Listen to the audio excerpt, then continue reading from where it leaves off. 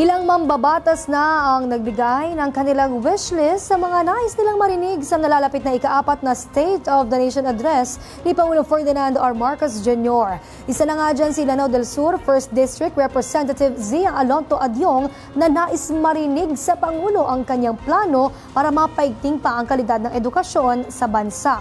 Ang detalye alamin natin kay Sofia Potenciano.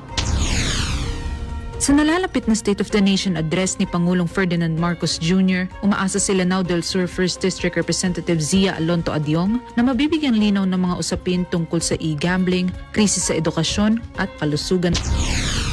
Sa ngayon, very important na malaman. Personally, I would say, because I'm one of those members who have filed for the total ban of e-gambling.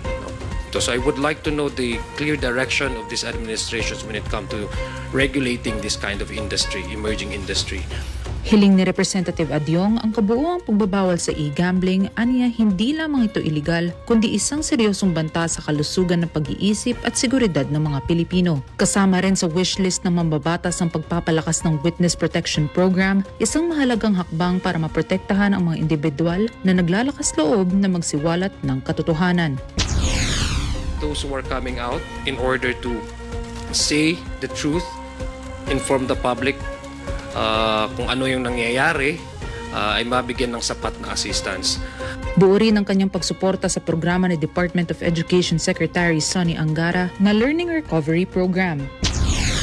DepEd really needs our support, not only of legislation, but direct implementation orders come from the executive on how we can support and help our educational sector.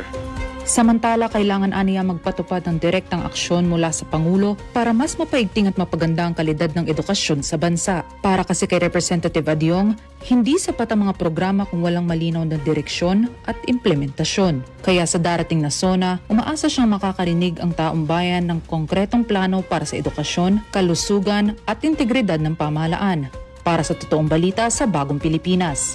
Sofia Potenciano, Congress News.